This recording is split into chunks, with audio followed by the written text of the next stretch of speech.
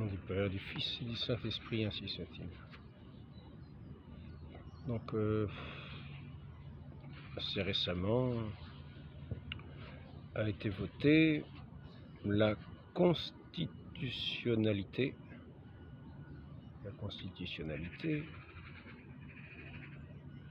de l'avortement. Ça semble un événement.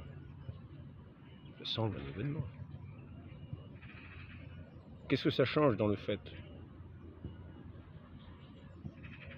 Je crois que ça ne change, dans le fait, ça ne change rien. C'était déjà dans la loi de ce pays, de cette république,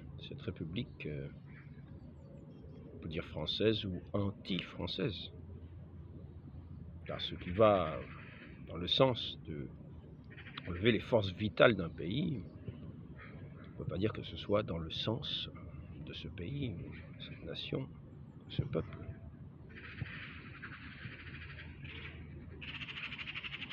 Des lois qui encouragent les gens à mettre fin à la vie que Dieu donne, cette fécondité que Dieu donne aux hommes et aux femmes. Pour les femmes de pouvoir d'enfanter, et quelquefois de pouvoir enfanter, car quelquefois il peut y avoir bien des dérèglements dans ces façons de doter la vie, dans ce qui est au plus profond des entrailles de la personne humaine, cette vie que Dieu donne, et que nous empressons si vite par des lois de montrer la volonté mauvaise, d'aller contre ce don de Dieu, ce que vous aurez fait au plus petit d'entre les miens, c'est à moi que vous l'aurez fait. Lui qui n'a pas proféré le moindre mensonge, déjà, on met fin à ses jours, avant même qu'il ait pu ouvrir la bouche. Cette vie que Dieu nous donne, comme aussi cette vie surnaturelle que Dieu nous donne. Cette vie surnaturelle. Nous pouvons faire ce rapport entre cette vie surnaturelle, car ce petit enfant qui naît, qui a ce péché en lui originel, ce petit enfant qui ne naît pas justement, qu'on empêche de naître, qu'on empêche de venir au monde,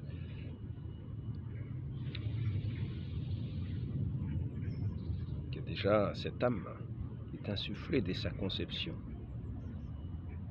et qui est appelé lui aussi à recevoir cette vie de la grâce, cette vie surnaturelle, ce souffle divin.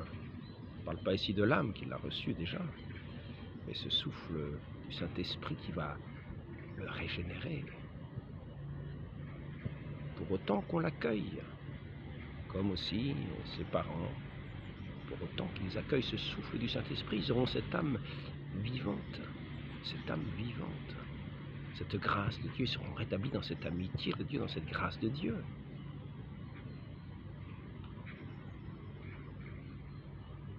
Et ceux qui rejettent la vie que Dieu donne, comment pourraient-ils accueillir ce souffle léger de cette grâce divine, cette brise légère vient comme vivifier les âmes de cet Esprit Saint, qui est ce souffle sanctificateur, ce souffle vivificateur, comme un courant qui donne vie à tout ce qu'il touche. Cet Esprit Saint qui vient renouveler la face de la terre. Pour autant qu'on le reçoive, pour autant qu'on ne le rejette pas par un mouvement contraire, comme une contre-inspiration. Mais pour en revenir à ce qui est de ces lois, constitution ou loi, qu'est-ce que cela change? Je dirais que cela ne change pas grand-chose. On pourrait dire que la constitution, que le fait qu'une loi soit écrite dans une constitution, c'est un petit peu comme si elle était gravée sur du marbre, au lieu d'être écrite simplement sur du papier. Mais quand vous voulez mettre en application la loi, il suffit que vous montriez le papier, vous n'avez pas besoin de montrer le marbre. Vous faites un beau marbre. Ah, c'est un beau marbre, ah, c'est institué, ah, ça y est, c'est un des fondements de la société, c'est qu'on peut mettre fin à la vie que Dieu donne, que Dieu nous donne de pouvoir porter, nous donne aux femmes de pouvoir porter dans leur sein cette vie qui ne leur appartient pas, qui est le fruit de cette union peut-être illégitime entre un homme et une femme. Une union peut-être illégitime. Mais là, il n'y a pas de loi pour empêcher ce qui est illégitime.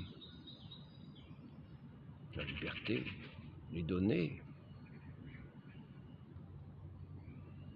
pour commettre toutes les unions coupables, d'une certaine manière. Toutes ces unions ne sont que des unions charnelles. Ils ne sont pas des dons de l'un à l'autre, mais comme des petits vols, des petits plaisirs pris ici ou là.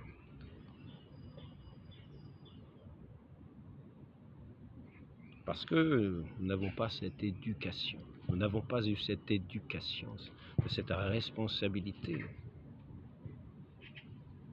de ce lien fondamental entre l'homme et la femme, de ce respect mutuel qu'il nous faut avoir, de ce respect mutuel qui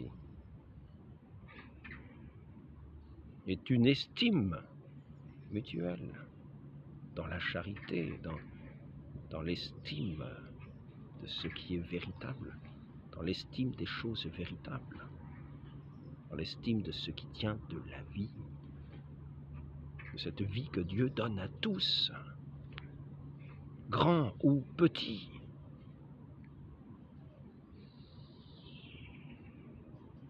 Ainsi, certains pensent que parce que une loi est gravée dans le marbre, pour être comme la constitution, ce qui va constituer une société, ce qui est le fondement constitutionnel d'une société, gravé dans du marbre, parce que c'est ainsi, c'est éternel. Non, non, non.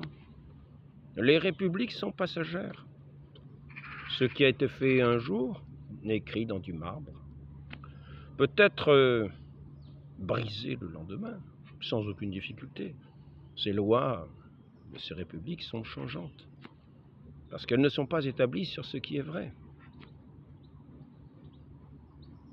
Elles sont contre, on pourrait dire, instituées,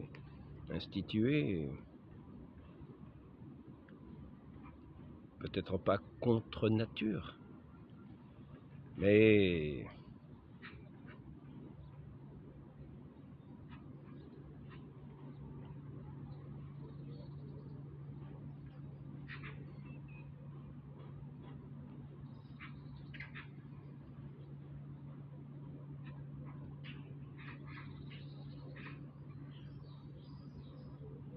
instituées sur du vent, sur du néant. Elles ne reposent sur rien. Ce sont des lois qui n'en sont pas. Ce sont des lois qui vont, pourrait-on dire,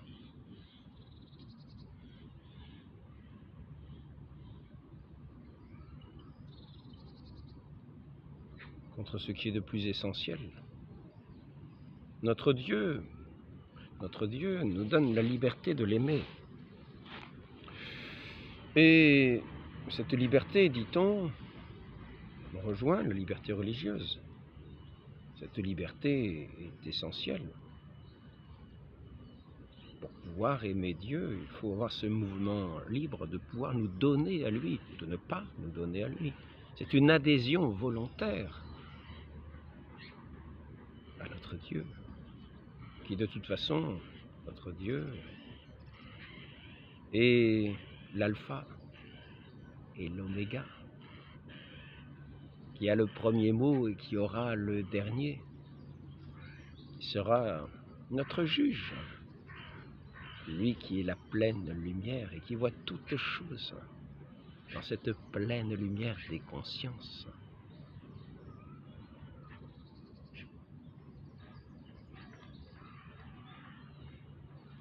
Les sociétés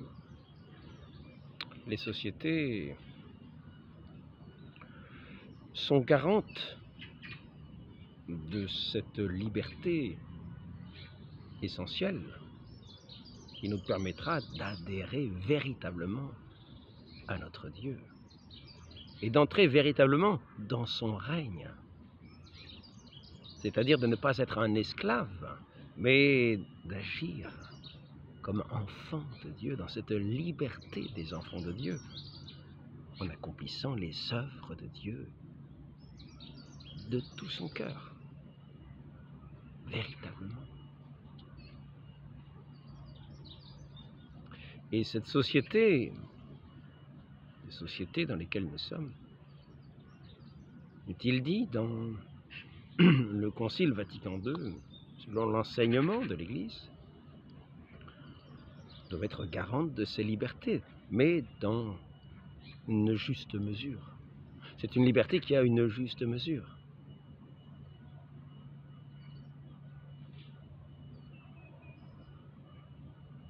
Ce n'est pas une liberté de perdition. C'est une liberté qui doit respecter ce qui est de l'ordre objectif des lois naturelles, de l'ordre objectif de la loi naturelle.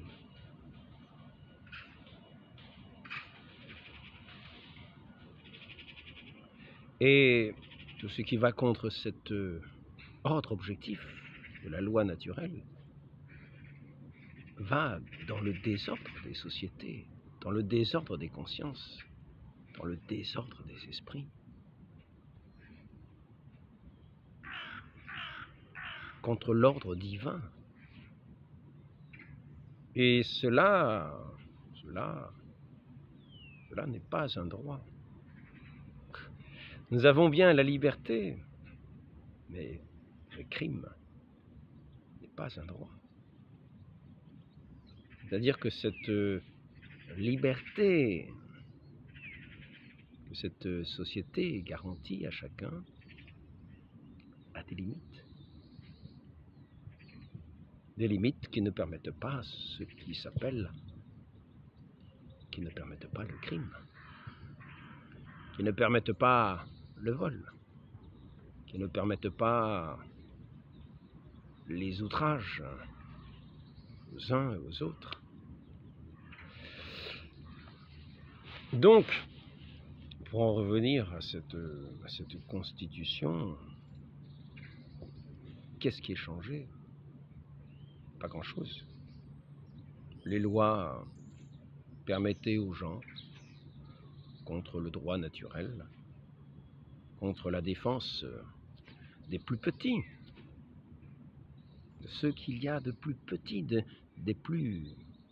Ils n'ont même pas droit au nom d'humain. On leur a enlevé le nom d'humain à ceux qui sont peut-être pas encore les prochains, qui sont plutôt des lointains, comme des personnes qui sont à l'autre bout de l'océan, que nous ne voyons pas encore et qui petit à petit s'approchent de nous. Mais ils ne sont pas moins existants parce qu'ils sont loin. Et ainsi, quand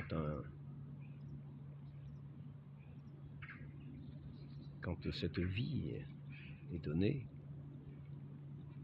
comme fruit de cette rencontre d'un homme et d'une femme, dans cette vie, est donné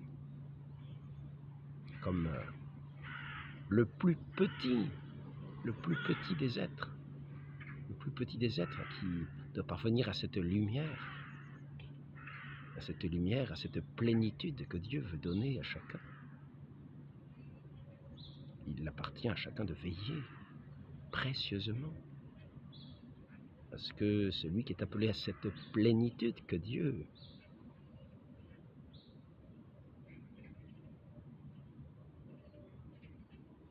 a en vue pour chacun, de parvenir à sa fin.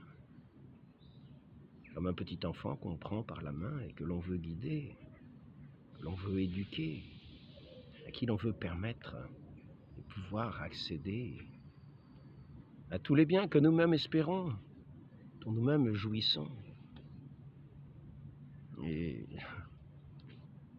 là est déjà ce respect de la vie. Et contre cela, il n'y a pas de constitution véritable.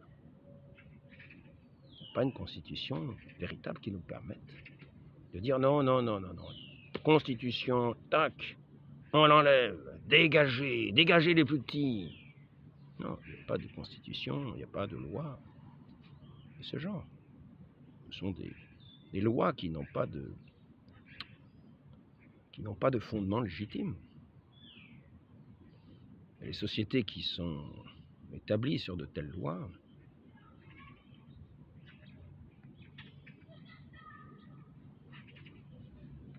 rendent inhumaines les personnes qui les acceptent. Inconscientes, inhumaines. On enlève cette plénitude de ce que Dieu veut nous accorder dans cette plénitude de l'amour qui nous fait aller jusqu'au plus petit, la considération du moindre, du plus délaissé. Et là, l'amour atteint sa plénitude quand il peut jeter son regard jusqu'à ce que l'on perçoit à peine, mais que l'amour nous fait désirer, voir aboutir un jour, comme un projet que l'on porte. Et ce projet que l'on porte, nous sommes heureux de pouvoir le mener à bien, car en le menant à bien, c'est nous-mêmes qui accomplissons. C'est pourquoi nous sommes faits. L'amour.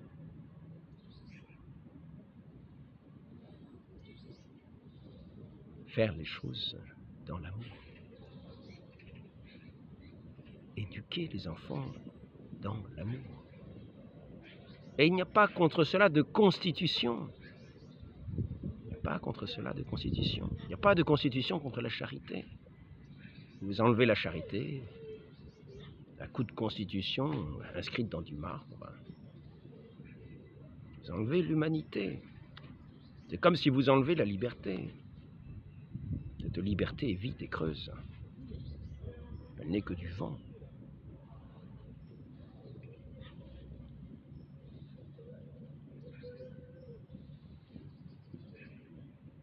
Donc, qu'est-ce que cela change? Que de telles lois soient inscrites dans des lois simplement, ou qu'elles soient mises dans des constitutions de pays, mais cela ne change pas grand-chose. Les lois peuvent changer, et les constitutions, nous voyons bien qu'elles peuvent changer aussi, puisque ce que nous avons rajouté peut être aussi bien enlevé. Ce que nous avons mis un jour n'est pas amené nécessairement à durer toujours. Donc il n'y a pas à s'inquiéter.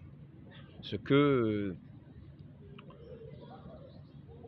un peuple impie a mis, un peuple ou certaines élites qui ont voulu conduire le peuple sur de mauvais sentiers, en tronquant des vérités, en donnant à voir certaines choses pour permettre aux esprits d'abonder dans leur sens, montrant des urgences qui n'en sont peut-être pas, montrant des cas exceptionnels, des choses extraordinaires qui amènent un sentiment de dégoût chez les gens, ou au contraire un sentiment de pitié. Ainsi, en manipulant les esprits d'une certaine manière, on va amener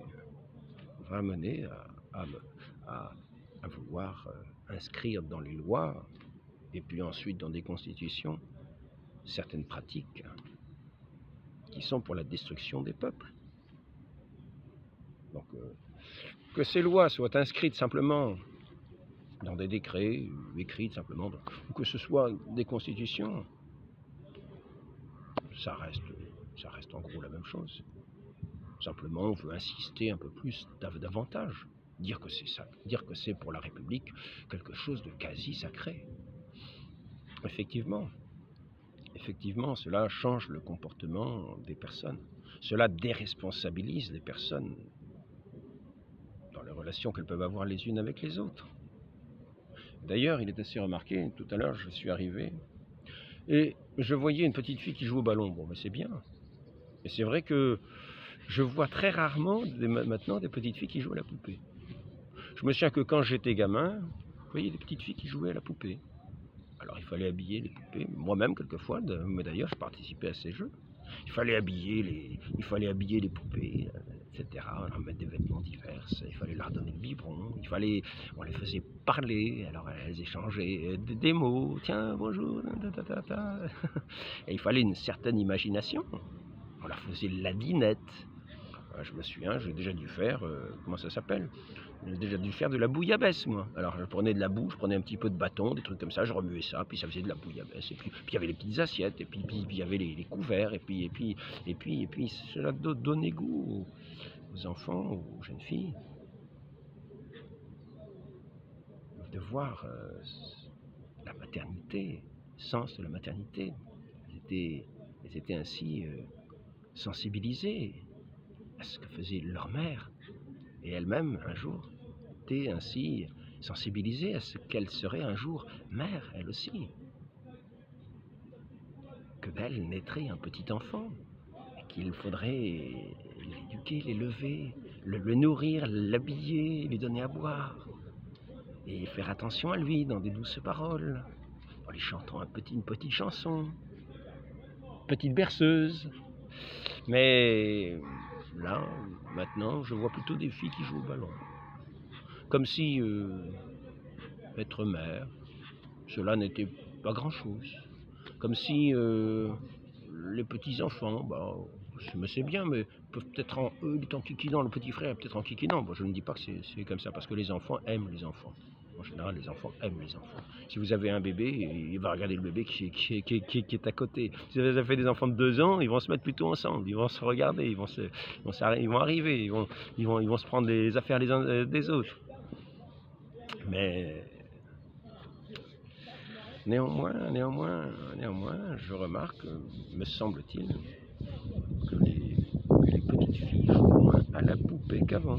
Et elles sont moins sensibilisées à ce caractère maternel. Elles sont plus à l'imitation d'avoir un petit camion, un petit tracteur, je ne sais pas quoi, aller avec un bateau, des choses comme cela. Et ainsi, nous en arrivons à une déconsidération de ce qui tient de la maternité, de ce qui tient de la vie, de ce qui tient de la famille.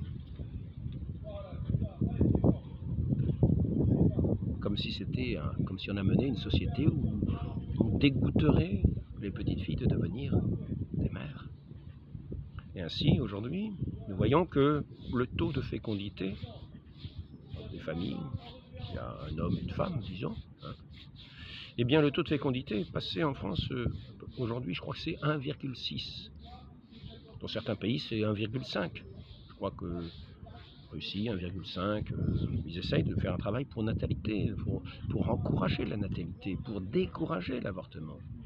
En Russie, suivant les pays, mais l'ancrage reste encore dans ce sens-là. Et c'est vrai que l'avortement était très pratiqué en Russie, en pays communiste. Mais maintenant, ils essayent de remonter la pente. Alors que certains autres pays, face à cette, on peut dire, décroissance.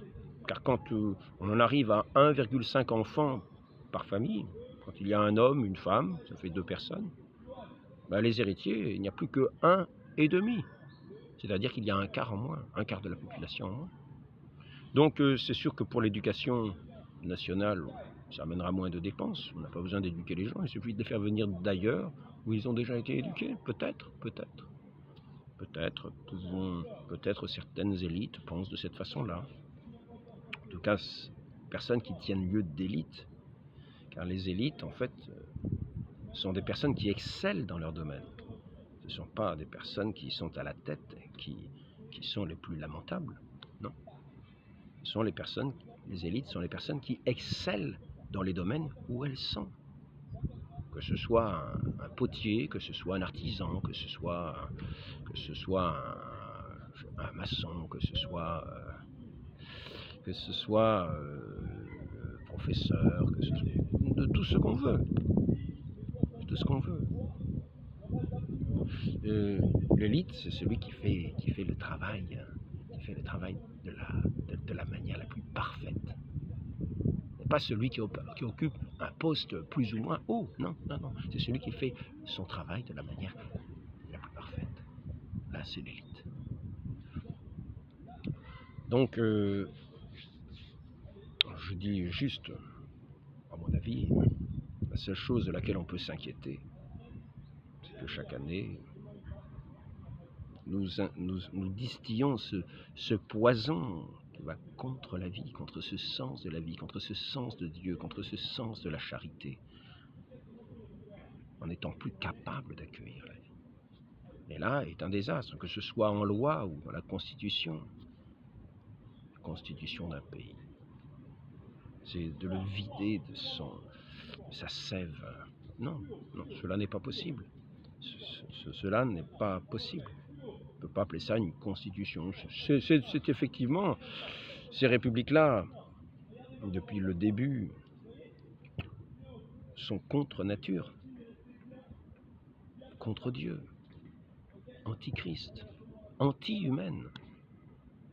Parlons de droits de l'homme, mais l'homme n'a plus le droit de naître. C'est pourtant la première étape de l'humanité, c'est sa naissance. Que des parents soient à même de l'accueillir et que la société tout entière soit à même de l'accueillir, non pas de faire des lois pour le condamner. Celui qui vient et qui ne demande qu'à venir au jour, dans un grand cri, cette lumière du jour de Dieu, dans cet éblouissement dans lequel il est appelé à entrer éternellement, dans cette grande louange à Dieu. Nous devons être à même d'accompagner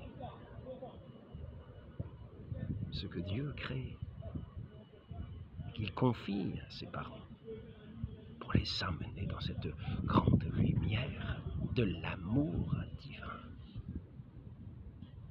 de ces êtres spirituels, de ces êtres corporels et spirituels. Ils sont appelés à être enfants de Dieu.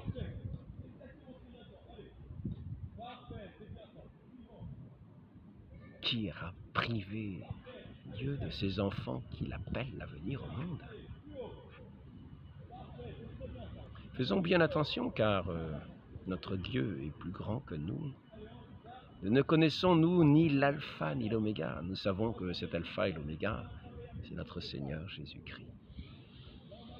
Par lui, tout a été fait. Il sera le juge des vivants et des morts. Mais ses jugements, les voies de Dieu sont impénétrables. Nous faisons des actions, mais nous n'en connaissons pas les échos ni les conséquences, comme des échos presque infinis de chacun de nos actes. Parce que nous disons que nous mettons fin à une croissance que ce monde appelle une grossesse, interruption volontaire de grossesse. se demande de quoi ces femmes deviennent grosses. Est-ce que ce serait une maladie? Donc en fait, une interruption d'une vie que Dieu appelle à venir à la vie, qui ressemble fort à ce péché. À la fois, il y a un péché d'action, un péché par action, en interrompant une vie, et il ressemble aussi à un péché d'omission, parce que celui que Dieu appelait à venir au monde, dans sa providence, était là pour une œuvre particulière. Et il y manquera. Dieu, selon ses plans divins, agira peut-être d'une autre manière. Mais laissons-lui le jugement de faire ainsi qu'il l'entend, car peut-être aurons-nous plutôt que le bien que cet enfant qui serait venu au monde aurait fait dans le monde. Peut-être en aurons-nous plutôt des châtiments pour avoir empêché ce dessein de Dieu qu'il avait sur cet enfant qui devait naître. Donc faisons bien attention que, en établissant ainsi dans les lois et les constitutions des actes qui vont contre les desseins de Dieu, nous attirions sur nos sociétés des châtiments terribles. Nous ne connaissons pas les desseins de Dieu. Mais nous savons que lorsque nous participons à ces œuvres mauvaises, que notre cœur lui-même est mauvais, notre regard est mauvais. Nous sommes tout entiers mauvais, tout entiers fermés à la lumière. Demandons pardon à Dieu, gémissons.